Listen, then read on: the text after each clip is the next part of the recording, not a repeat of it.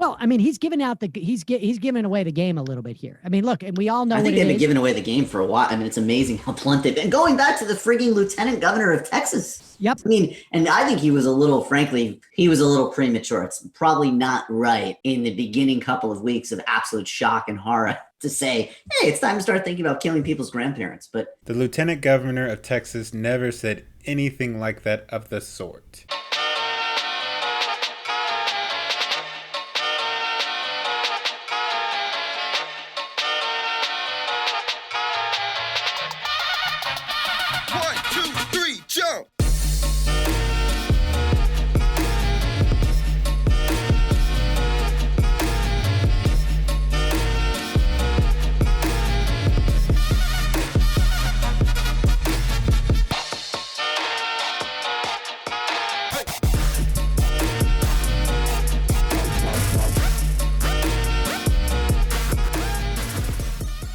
This is what he said, according to The Hill. There are more important things than living, and that's saving this country for my children and grandchildren, and saving this country for all of us. I don't want to die, he added. Nobody wants to die.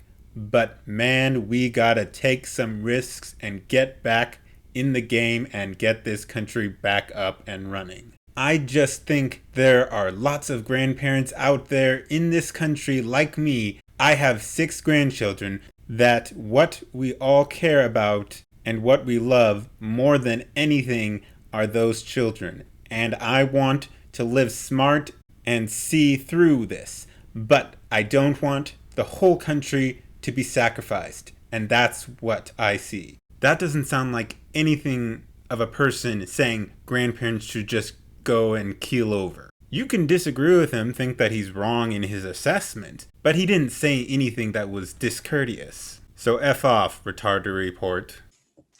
Well, while you're looking at it, I mean, I haven't seen this clip yet, but I'm guessing in America, do you not have the right to work? In America, do you not have the right to provide for your family? Am I not allowed to go bungee cord jumping? Right. Well, are people going to stop me from bungee cord jumping? That can be dangerous. I want to skydive during Corona. This isn't Nazi Germany. Remember, here's the dynamic, right? They open up, and that when you open up the state, that means that if you don't show up at work, you don't get unemployment. You're afraid of working at the hair salon? Sorry.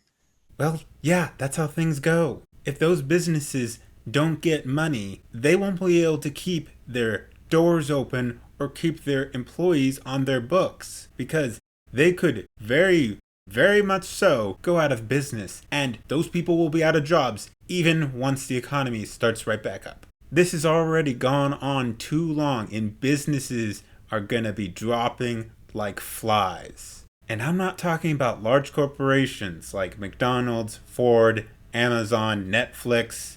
I'm talking about small and medium-sized businesses, which make up nearly half of the workforce, and perhaps even more if we include it even greater sense, because quite frankly, we should separate large corporations like Amazon, Ford, and McDonald's from the corporations that only have 500 employees. So it's probably even actually larger. It's probably even a larger number of small businesses, medium-sized businesses, and medium-sized corporations that make up the workforce, compared to that of large corporations like Amazon, Netflix, and McDonald's, and Ford.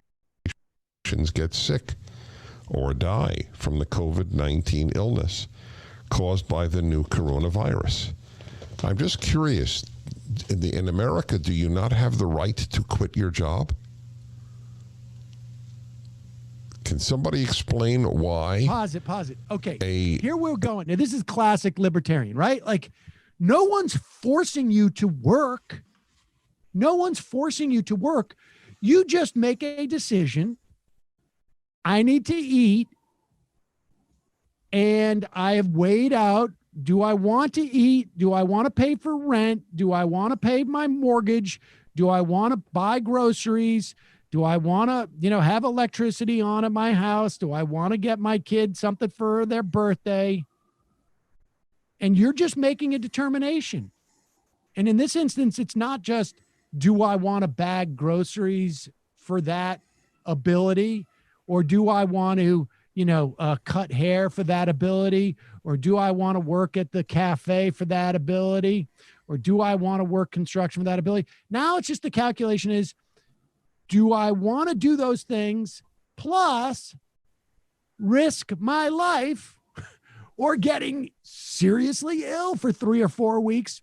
This virus is attacking those who are seriously sick already, have underlying conditions, or the extremely old. People in their 20s, 30s, and 40s are pretty much fine so long as they don't have some underlying conditions. Most people can go to work. And he's just saying, like, it's your choice.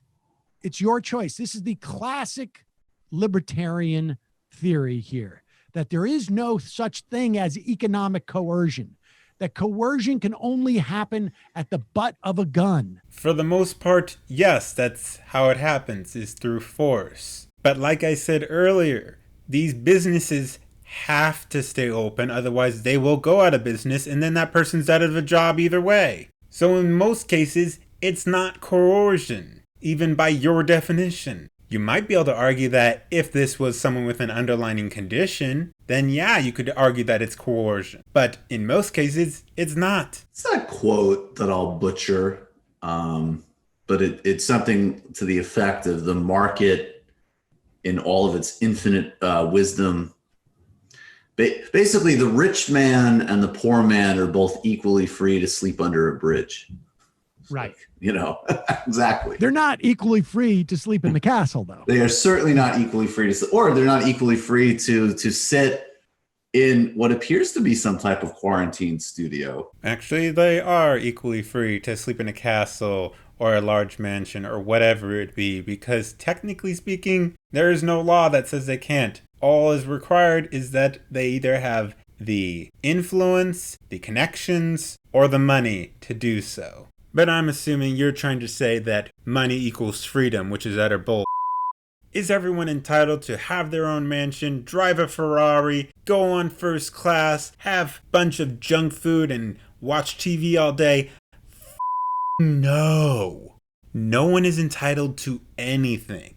Not you, not me, not Dennis Prager, no one. Your communist utopia, for one, won't work, and it's really disgustingly authoritarian. You can't force people to do something they don't want to do. An employer can be sued if you contract COVID-19 there. What if you contracted the regular flu and died, as tens upon tens of thousands do every year? What if you got that at work? This is, I'm telling you, you're watching your country ruined by the left. I mean, tell me why this is not an example.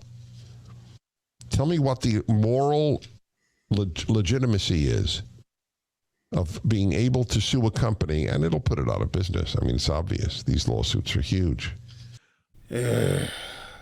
Most people would be fine. They can work through this. They will not die. Most people be fine. You utter dumbasses. And if businesses aren't allowed to work and aren't allowed to have their employees work, they will go out of business, and then those people will be out of jobs because of you f***wits. Go f*** yourselves and shove your champagne bottles up your ass.